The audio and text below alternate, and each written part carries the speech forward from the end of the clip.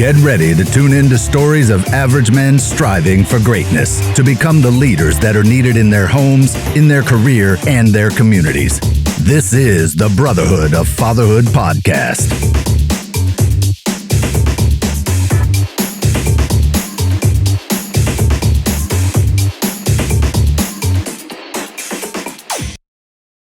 What's up, men? This is Scott. I'm coming at you solo today, and I'm really excited to do this because I don't do it very often, but I really enjoy when I get to just chat with myself. But really, actually, what I enjoy is bringing some sort of value to you. And I've been doing a lot of note-taking on topics that I think are extremely important and things that have really helped me grow personally and in my business. When I got some of these things figured out is when my life started to make a big turn in my relationships, my marriage, my ability to parent, and my business. And those are all things that we should care about: our income, our family, our relationships, and raising great future adults. So I'm going to talk to you about that today. First, I want to make sure that you hop on the Brotherhood of Fatherhood Facebook group. If you're a man, you should do that. If you're a man and you hope to someday have kids, it's fine for you to go be a part of the Brotherhood of Fatherhood group. So the only thing that you must be is a man. And that's just so we can maintain a really awesome group. But definitely want to do that because we have some really, really cool things coming up. And if you've been following me for the last few years as we've built out this group and this podcast, we've just been giving a lot of different interviews from men who are in this space and who have a lot to say. We've heard a lot of stories. And then I try to glean as much as I've learned into your life. But we have some big plans for 2022. We've started them already. We have some amazing people in our court that you're going to want to be a part of what we got coming up. So make sure you go over to the Brotherhood of Fatherhood Facebook group. You have to search Brotherhood of Fatherhood and fill out the questionnaire. Put your email in there, because what you really want to do is you want to get on our email list so that you're one of the first to kind of find out what we're doing and why we're doing it. And trust me, you're going to want to be a part of a lot of different things. It won't be hokey. It's not going to be, anything that you're going to say, oh, I wish I wouldn't be on this email list. It's going to be all amazing things that add a lot of value to you. So without further ado, let's hop into today's topic, which is gratitude. And before you shut this off and say, I've heard enough about gratitude, I really want you to listen out. So I thought that gratitude was a fluffy type practice, and I really fought it for many years. And I've heard a lot of people talk about gratitude journals and their gratitude practices, and they really, really preach it. Typically, when somebody preaches something, I kind of tend to run away from it. And that's been kind of my life motto. And I learned not too long ago that that's a really bad practice. So when something repeats itself or comes up over and over again, it's something you really need to pay attention to, especially if it's with people that you actually admire or want to be like. If they have a life that you would like to have, they have the things that you would like to have, they are living with a purpose that you would like to have, those are the people to pay attention to. And one of those people that I started paying attention to is author John Gordon. And if you have not engaged in any of his materials, you should. I'd start with any book he has. They're really super easy to read. Really loved his marriage one he did just recently, Relationship Grit. I loved The Messenger and The Energy Bus. Energy Bus is a great one to start with. At any rate, he's a great author, but he also has a podcast called Positive View. You can look that up and follow him. But really what I learned from him is he was telling a story about his thankful walk. He calls it a thankful walk. And what he does is he goes out every day for 10 minutes, and all he does is say what he's thankful for during that walk. Now, I'll kind of wrap it up with sharing what I've turned my practice into and what that's done for me. But first, I'm going to give you a little background on why. Why should you be practicing gratitude? Something that I believe with a firm heart is that you either command your day or your day is going to command you. So when you hear me talking about a morning routine and my gratitude walk and all these other things that I do, it's not to try and get you to do the things that I do. That's up to you. And I did not develop my morning routine around somebody else's morning routine. I listened and studied many, many different successful people's morning routines. And I picked and choose the things that worked for me. And I implemented one thing at a time. So that's a big hint for you, is you don't want to take off too much. You don't want to take off a ton and try and chew it all at once. You want to start with small things. You'll hear me talk about habit stacking, and this is the opportunity to start habit stacking. I think your very first thing you should probably start habit stacking is gratitude. It's one of the top things. Now, I choose by my value ladder, and my values are in order. It's God, my wife, my kids, and then finances and fitness and all those things fall underneath. So, but gratitude is such an amazing thing in the way that it really works in your brain. And so I believe if you start early in the day and you do some sort of gratitude practice, it will be really difficult to be in a bad mood. Now, I have days where I wake up in a bad mood and I'm just grumpy. Everything's negative. But I'll tell you what, when I'm done with my gratitude practice, which I do every day, it is nearly impossible to be in a bad mood. And that's an amazing way to start your day. So again, command your day or your day will command you. So I can always say, like, you're going to win forward. You want to think of the things that you've won that are wins for you and grow yourself from those. So some research on gratitude is really the foundation of, why this works. So I'm going to kind of look at some of the research from the Greater Good Science Center, and they have a plethora of information, but they wrote a white paper titled The Science of Gratitude in 2018. And I just want to read some of the benefits that they outline for you. Benefits for an individual: increased happiness and a positive mood, which I already addressed, more satisfaction with life. You'll become less materialistic, less likely to experience burnout, better physical health, better sleep, less fatigue, lower levels of cellular inflammation. If you know anything about cellular inflammation, you want to reduce that. It's a massive health benefit. Greater resiliency, and encourages the development of patience, humility, and wisdom. So I don't know about you, but all those things up above to me are really important, and I think they should be for you. So there's just some of the things that I really think are really important to understand when doing gratitude. Now, I really like that they actually show that inflammation in the body goes down when you use a regular gratitude practice. Inflammation in the body can cause arthritis, can cause illness, aches and pain, obviously. There's just so many ailments and ways that your body feels when you have extra inflammation in the body. And I know from my history, my medical history, that inflammation in the body is a big deal for me. It's been a big source of some problems I've had. So for me, that was a no-brainer. And all the other things that I've noticed as a benefit have been incredible. So what I want to do is I want to give you 3 types of gratitude practices. And this goes from super easy to what I do, which is a little more complicated. These are just ideas, and I want to be very clear about this. Somebody I used to know would say something that I really like. He said, eat the meat and spit out the bones. So listen to what I'm saying. Grab a hold of anything that you like, which would be the meat, and spit everything else out. That goes with anybody you listen to. There's always going to be some things that work for you and not work for you.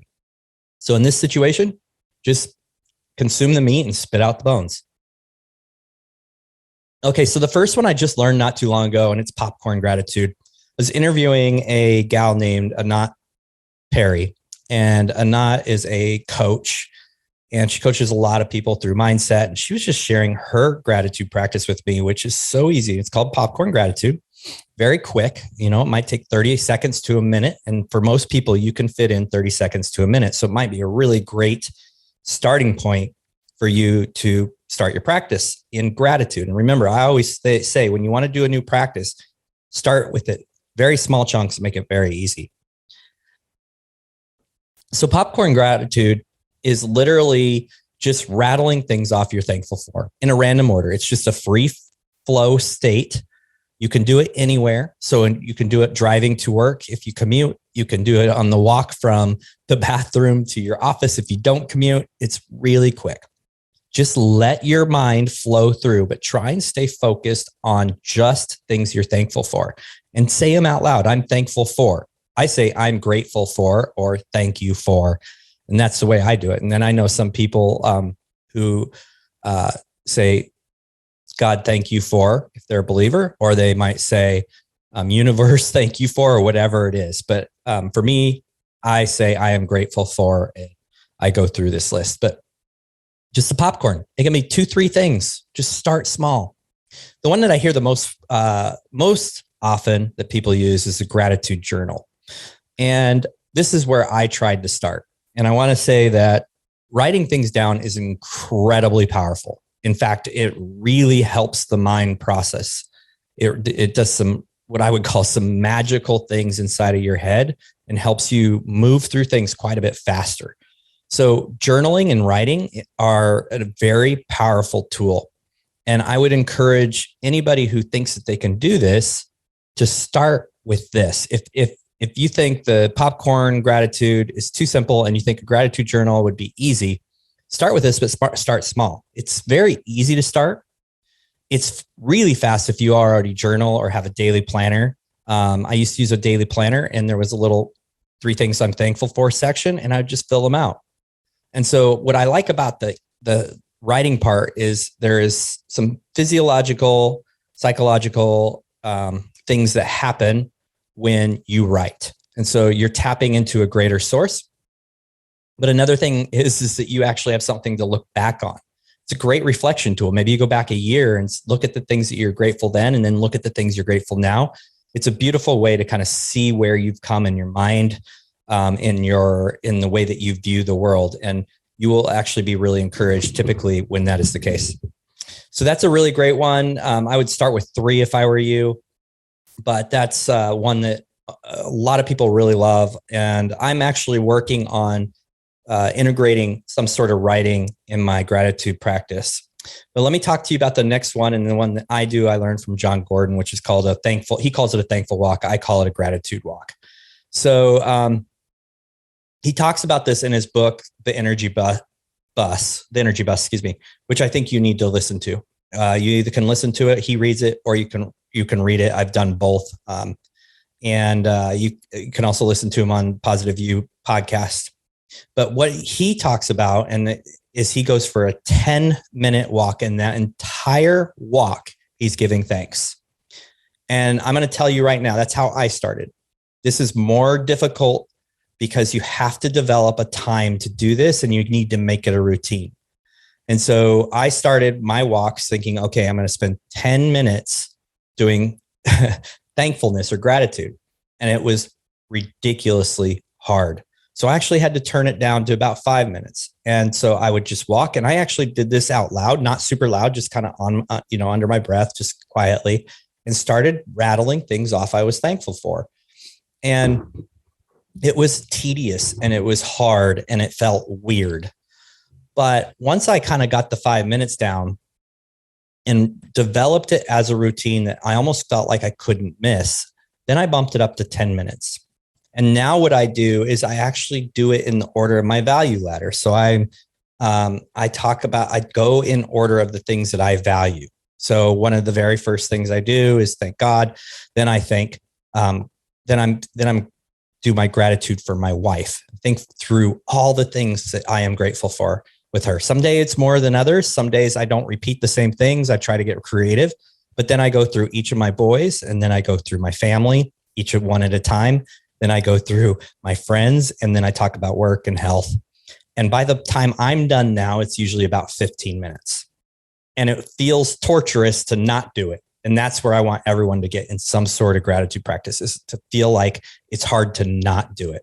But I would encourage you to start small. Do not go out thinking you're going to do a 10 or 15 minute walk and do gratitude the whole time. Your mind will wander. It's almost a practice in a type of meditation where you're only focusing on one thing. And as you start to focus, you'll start thinking of things you want to be grateful for your wife. And then you start thinking about that argument your wife you had, and it's really easy to go off track. So I'd encourage you to start small and just kind of stick with what's working until it's a ritual. And then if you want to increase the time or increase the practice of some sort, go for it. So make it something repeatable, really easy, like thank you or I am grateful for. As I mentioned earlier, you can make it spiritual, like thank you, God. I suggest you do it out loud because speaking out loud will help you focus, give you more clarity, and you'll remember it better. It's just something, it's like writing. There's some effects that occur when you actually say things out loud. But most importantly, like just get consistent. Find a system that you can do and find a system that that works for you and that you can get consistency with without feeling like it's robbing you of anything. Because by the time you build this out, you're going to feel like there's no way you can go without it. Trust me on this, because I fought it for so long. And I'm telling you that the benefits are so massive. It's really hard to kind of wrap it up in a gift and say, here's what all the benefits are, because they are way beyond what you ever imagined.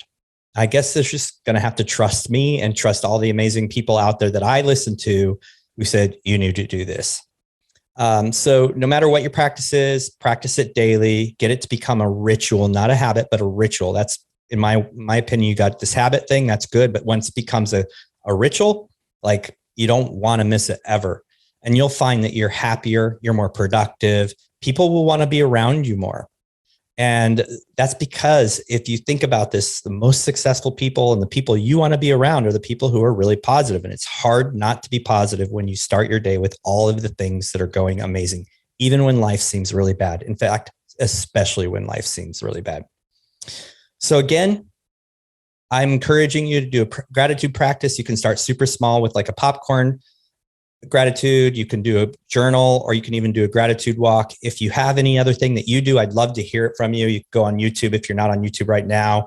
And in the comments, tell me what your gratitude practice is. If you have one, the more we share, the more ideas you're giving other men who might want to try this out, or other women who might be listening to this. That's a beautiful thing. I'd love for you to share. If you're struggling with it, I'd love for you to drop comments on why you struggle with it.